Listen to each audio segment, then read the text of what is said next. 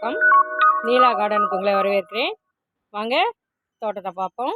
பாருங்கள், இது marigold lemon yellow. பாருங்கள், இது பிரெஞ்சு மேரிகோல்டு ஆரஞ்சு கலரு.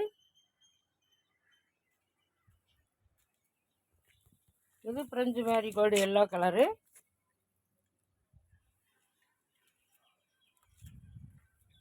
பாருங்கள், மயில் மாணிக்கம் பூத்துருக்கு. மயில் மாணிக்க விதை வேணுங்கிறவங்க வாங்கிக்கலாம். பாருங்கள், இது காஸ்மோஸ் எல்லோ. இது காஸ்மோஸ் ஆரஞ்சு. இந்த விதைகளும் வேணும்னா வாங்கிக்கலாம் ஆர்டர் பண்ணி. கீழே கொடுக்குற வாட்ஸ்அப் நம்பருக்கு கால் பண்ணுங்கள். என்கிட்ட இருக்கிற பூச்செடி விதைகள்லாம் வாங்கிக்கலாம். அந்தி மந்தாரம் இருக்குது, காஸ்மோஸ் இருக்குது, பிரெஞ்சு மேரிகோல்டுன்னு இருக்குது.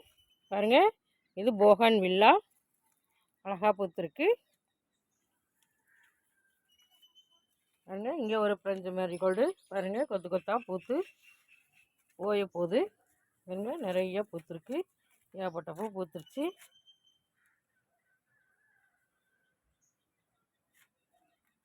சப்ஸ்கிரைப் பண்ணுங்கள், லைக் பண்ணுங்கள், ஷேர் பண்ணுங்கள். வாங்க வீடியோக்குள்ளே போவோம்.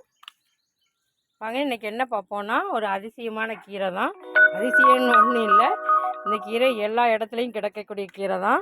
சும்மா ஈரமாக இருக்கிற இடங்களில், தண்ணி இருக்கிற இடங்களில், நீர்நிலைகளில் தானாக வளர்ந்து கிடக்கும் இந்த கீரை தான். அது காணான் வாழைம்பாங்க. பாருங்கள், நல்லா ப்ளூ கலராக பூ பூக்கும். இதுக்குள்ளே தண்ணியாக இருக்கும். பாருங்கள், இதுதான் காணா வாழை. இது சும்மா சாதாரண முளைச்சி கிடக்கதான், ஆனால் இது சத்தான ஒரு கீரை. பாருங்கள், இந்த இது ஒரு மூலிகையும் கூட. பாருங்கள், இந்த கீரையை நம்ம பெண்கள் சாப்பிட்டா கர்ப்பப்பை கோளாறுகள்லாம் அகலும். பாருங்கள், இந்த பெட் அனிமல்ஸு, லவ் பேர்ட்ஸு, இந்த மாதிரி பேர்ட்ஸுகள்லாம் முட்டை இடலைன்னா கூட இந்த கீரையை கொடுத்தா கர்ப்பப்பை முட்டையிடும். அது முட்டையிடாத குருவிகள் கூட முட்டையிடும்னு சொல்கிறாங்க. அப்படி இந்த வாழைக்கு அவ்வளோ ஒரு மருத்துவ குணம். பெண்கள் இதை சாப்பிட்டுக்கிட்டே வந்தால் எந்த கர்ப்ப கோளாறும் இல்லாமல் சரி பண்ணிடும் அப்படின்னு சொல்கிறாங்க. அதனால் இதை வளரும் குழந்தைகளுக்கு, பெண் குழந்தைகளுக்கு இந்த கீரையை அவசியம் கொடுக்கணும். பாருங்கள், இது வளர்க்குறது ஈஸி, தானாக வளர்ந்து கிடக்கும். இதெல்லாம் நான் விதை போடவே இல்லை. அப்படி தானாக இந்த செடி வச்ச இடங்கள்லாம் இந்த இது கவுடங் மெனூர் குப்பை உரம் வாங்கி போட்டதுனால அதில் இருந்த விதைகள் விழுந்து தானாக முளைச்சிருக்கு. பாருங்கள், இது கொஞ்சம் வலுவழுப்பு தன்மை இருக்கும். இதை பொரியல் பண்ணி சாப்பிட்லாம், கீரை கடைசலாகவும் சாப்பிடலாம், மற்ற கீரைகளோட போட்டு கலவை கீரையாகவும் சமைக்கலாம். இதை அனைவரும் வளர்த்து பயன்பெறுமாறு அன்போடு கேட்டுக்கிறோம். ஈரமான இடங்களில் எங்கேனாலும் கிடக்கும். அதை ஒரு கட்டிங்ஸ் எடுத்து வச்சாவே தன்னால் வந்துடும் படர்ந்து.